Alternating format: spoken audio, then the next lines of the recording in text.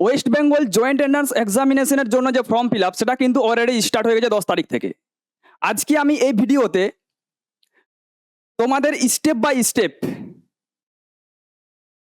Accurate ভাবে ফর্মটা fill up করতে হলে কিভাবে আমরা করব এবং আমাদের কোন কোন ডকুমেন্টসগুলো লাগবে, কি সাইজের লাগবে এবং যে ইনফরমেশনগুলো আমাদের মাস্ট জানতেই হবে সেগুলো কিন্তু আমরা আজকে দেখব। যেমন ধরো এখানে তোমার ডোমিসিয়াল সার্টিফিকেট রয়েছে, পিএফডব্লিউ এলিজিবিলিটি 2.5 লাখ থেকে কম হলে ফ্যামিলি ইনকাম ইয়েস করবে, পার্সোনাল ডিটেলসে আমাদের কি কি লাগবে, সেরকম তোমাদের যে পাসপোর্ট সাইজ ফটো লাগবে সেটা, সিগনেচার, এগুলো সবই আমরা দেখবো আর কি। তো চলো, তো দেখো যে এই যে তোমাদের স্টেপটা ফর্ম ফিল আপের যে টোটাল স্টেপটা, এটা 5টা ধাপে তোমাদের হবে। প্রথমে রয়েছে কি না, প্রথমে আমরা কি করব, রেজিস্ট্রেশন করব। আমরা এরপরে কিন্তু একদম মানে রেজিস্ট্রেশনের জন্য আমাদের কি কি করতে, কি কি লাগবে, কোন কোন ইনফরমেশনগুলো আমাদের লাগবে সেটা আমি কিন্তু এখানে তোমাদের মানে পুরোপুরিভাবে আমি দেখিয়ে দিব। ঠিক আছে, কি কে কি ফিল আপ করবে, কোনটা তোমাদেরকে সিলেক্ট করতে হবে সেটা।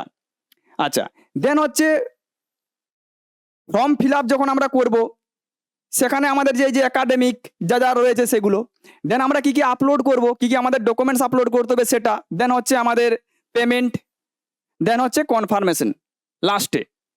এবং তোমরা এই যে বললাম যে 10 তারিখ থেকে তোমাদের স্টার্ট হয়ে গেছে মার্চের, এটা তোমাদের এপ্রিলের 5 তারিখ অবধি চলবে। আর তোমরা কারেকশন করতে পারবে এপ্রিলের 7, 8, 9। ক্লিয়ার? এই 3 দিন তোমাদের কারেকশনের ডেট থাকবে। তো এবার দেখো যে এই যে তোমার ফর্ম ফিল আপ করার আগে এই জিনিসগুলো কিন্তু তোমরা রেডি করে নেবে। কি কি রেডি করবে না, 1 নম্বর হচ্ছে দেখো এখানে কমিউনিকেশন এসেনশিয়াল যেটা রয়েছে তোমার, একটা mobile number, active mobile number, আর হচ্ছে তোমার অ্যাক্টিভ ইমেল আইডি, এটা দরকার। এটা তোমরা দেখে নেবে যে ঠিকঠাক আছে কিনা তোমাদের মোবাইল নাম্বার আর ইমেল আইডি।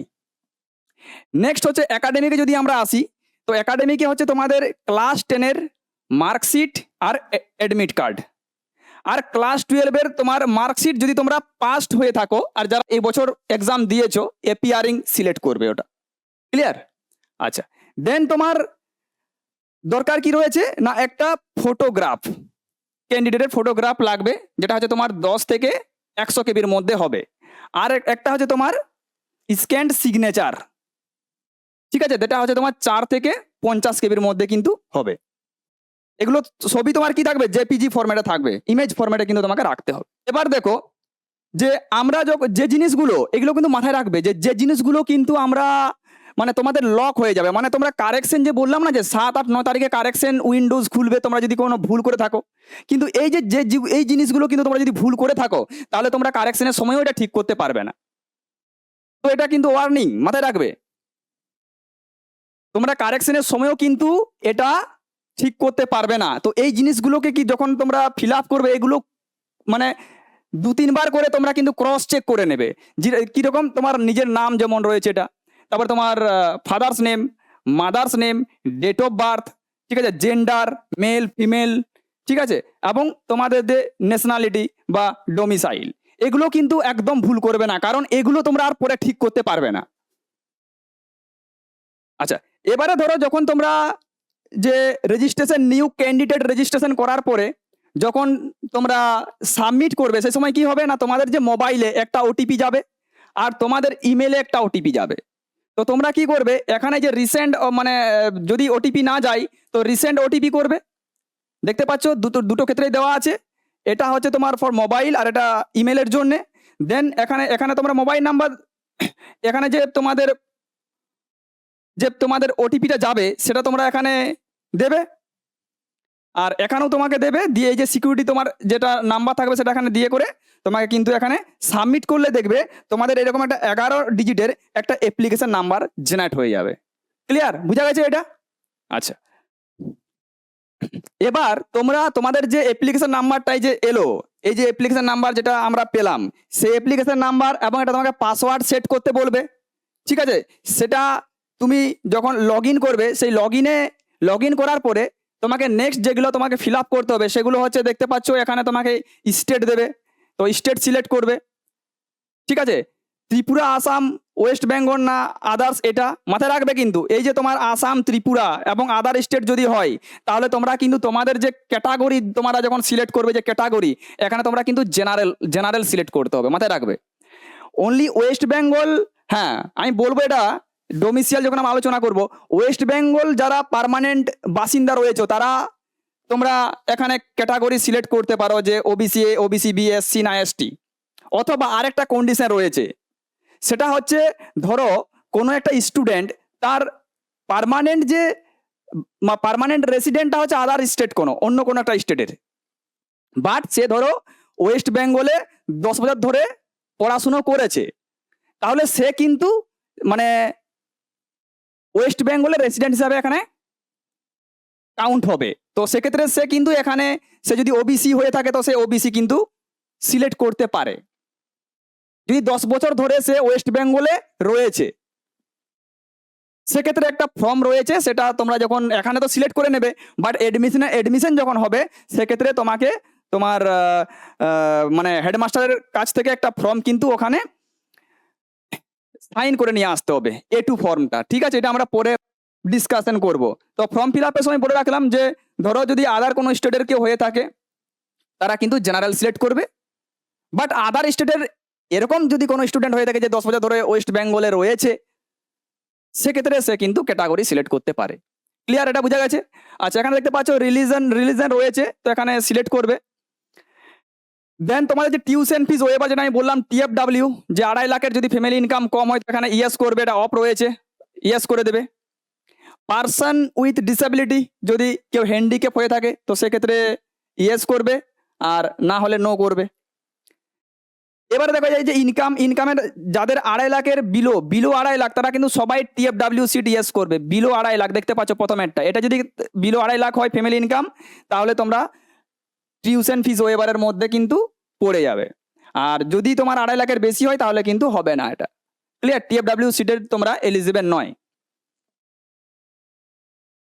নেক্সট দেখো, নেক্সট হচ্ছে আমাকে কি একাডেমিক মার এক্সাম, তোমার যে সেন্টার, এই ব্যাপারে আমরা আলোচনা করছি। তো একাডেমিকের জন্য ধরো ক্লাস 12 ক্ষেত্রে কি হচ্ছে না, হতে পারে তোমরা পাস করে গেছো, ড্রপ নিয়েছো কেউ, আর হতে পারে এবছর যারা এক্সাম দিয়েছো ক্লাস 12 তারা এপিয়ারিং সিলেক্ট করবে। দেখতে পাচ্ছ এখানে পাসিং ইয়ার, যদি তোমাদের 2026-এ তোমরা পাস করো তো সেক্ষেত্রে এপিয়ারিং করবে, তোমাদের বোর্ডের নাম দেবে। ঠিক আছে, কোন বোর্ড থেকে তোমরা এটা পাস করেছো। ধরো আমাদের ওয়েস্ট বেঙ্গল ক্ষেত্রে কি হয়, WBCHSE।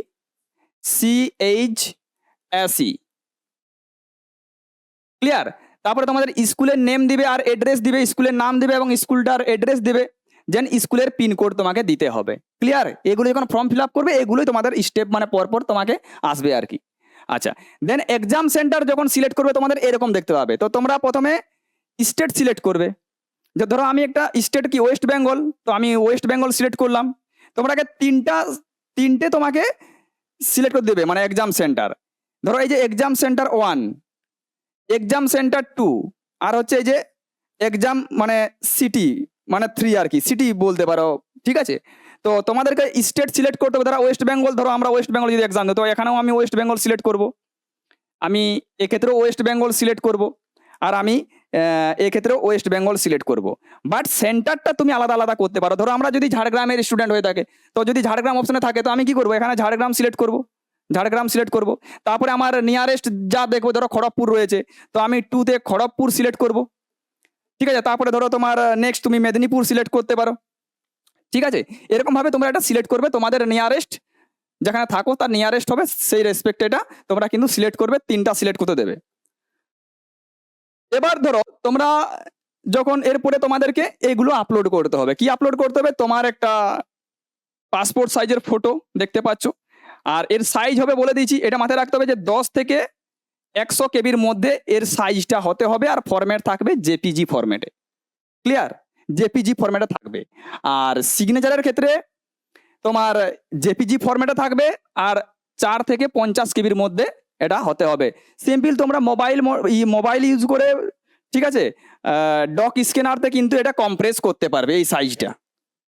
তো এটা কিন্তু মাথায় রাখবে। আর তোমার যে যখন তোমরা ছবি তুলবে না, সাথে যাতে ব্যাকগ্রাউন্ড মোটামুটি ক্লিয়ার থাকে আর কি, ঠিক আছে, যাতে ছবিটা মোটামুটি ক্লিয়ার ভাবে দেখা যায় এরকমই সিলেক্ট করবে। আর এই ছবি বা সিগনেচার তোমার যদি ধরো আপলোড হলো বা কারেকশনের সময় কিন্তু এটা কারেকশনও তোমরা করার সুযোগ রয়েছে আর কি, এই তোমার ছবি আর সিগনেচার। আচ্ছা, এবারে দেখো আমি পেমেন্টটা বলে দিই, কাদের কত টাকা দিতে হবে এক্ষেত্রে, মানে ফর্মটা ফিল আপ করার জন্য। তো যদি কেউ মেল হয়ে থাকো, মেল জেনারেল, দেখো আমি দুটো ভাগে ভাগ করি, যেটা হচ্ছে জেনারেল ক্যান্ডিডেট আর একটা হচ্ছে রিজার্ভেশন, যেটা ক্যাটাগরির মধ্যে পড়েছে এসটি, এসসি, ওবিসি, ইডাব্লিউএস, পিডাব্লিউ2 আর টিউশন ফিস ওয়েভার। তো মেল হলে 500, ফিমেল হলে 400 আর থার্ড জেন্ডার হলে 300। সেই রকম যদি রিজার্ভেশনের মধ্যে হয়, মেল ধরো এই রিজার্ভেশন ক্যাটাগরির মধ্যে হয় তাহলে 400, 300 আর 200। ক্লিয়ার? এটা হচ্ছে আমাদের মোটামুটি পেমেন্ট লাগবে। আর এই পেমেন্টটা তোমরা কিন্তু ইউপিআই দিয়েও করতে পারো, ফোনপে, গুগল পে এগুলো দিয়েও তোমরা করতে পারো। আচ্ছা, তোমরা নেট ব্যাংকিং, ডেবিট কার্ড রয়েছে, এটিএম কার্ড যেটা বলি, সেখান থেকেও তোমরা এটা করতে পারো। ঠিক আছে? আচ্ছা, এবার দেখো তাহলে আমরা কি করলাম, আমরা প্রথমত তো রেজিস্ট্রেশনটা করলাম।